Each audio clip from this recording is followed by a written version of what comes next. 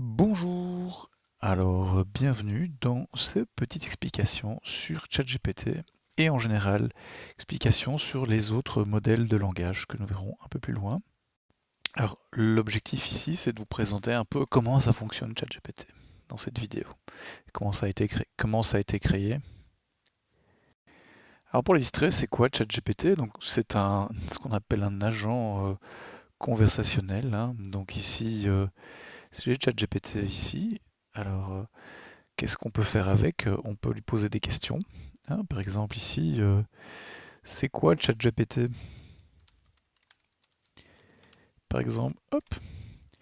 Alors il va répondre des choses. Alors ici, je suis sur la version, on va dire, plus puissante, donc c'est un peu plus lent. Voilà. Donc c'est un modèle de langage. On peut poser plein de questions. C'est quoi une boucle for, par exemple? Voilà, boum. Et il va répondre une boucle for, structure de contrôle, blablabla. Donc on peut lui poser plein de questions et il va répondre. Mais on peut aussi l'utiliser pour transformer du texte en autre chose. Par exemple, si je dis peux-tu me corriger l'orthographe du texte suivant?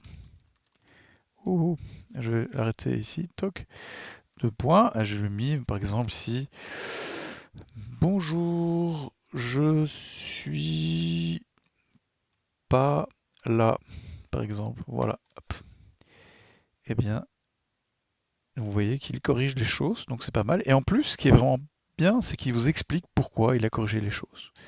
Donc c'est un outil vraiment puissant qui permet de faire beaucoup de choses, surtout dans un contexte où on essaye d'apprendre des choses, comme le vôtre d'ailleurs. Alors, dans les modèles, ce qu'on appelle les modèles générationnels, il n'y a pas que ChatGPT, enfin, il n'y a pas que de la génération de texte, je veux dire.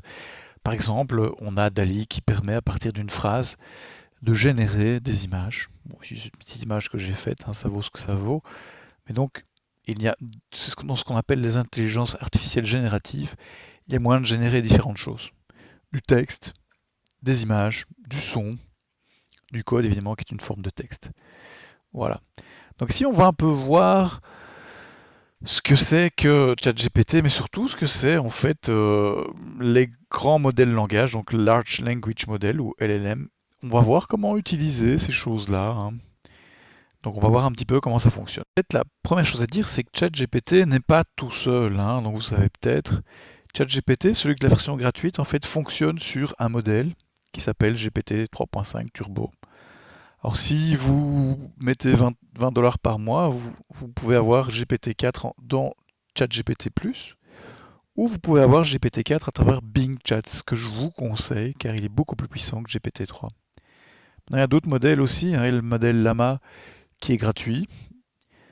Il y a le modèle Palm 2 qui est disponible à travers BART, à travers Google.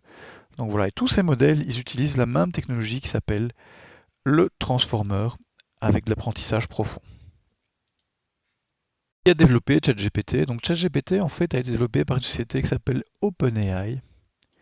En fait, donc on dit via des techniques d'apprentissage automatique, mais OpenAI c'est une société un petit peu particulière, dans le sens que c'est une ASBL. Donc ChatGPT a été fait par une société qui avait à la base un but non lucratif, comme but de propager l'intelligence artificielle pour le bien de l'humanité. Si vous allez voir sur le site web, c'est vraiment ça qui est marqué. C'est pas très gros non plus, hein. Ils ont 370 employés et ils ont des objectifs responsables et positifs. Alors, faut savoir que cette société avait donc des objectifs réellement éthiques en fait, hein.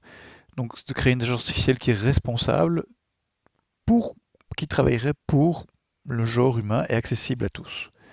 Donc voilà, et les valeurs éthiques, bon, je ne vais pas vous les lire toutes, hein, mais la première c'est la transparence, c'est pour ça que ça s'appelle OpenAI, c'est-à-dire qu'ils s'engagent à publier leur technologie, la façon dont ils travaillent, mais aussi responsables, hein, c'est-à-dire qu'ils vont essayer de ne pas faire des intelligences artificielles qui sont maléfiques, enfin qui sont, en tout cas ils vont essayer de faire des intelligences artificielles qui sont bénéfiques à l'humanité.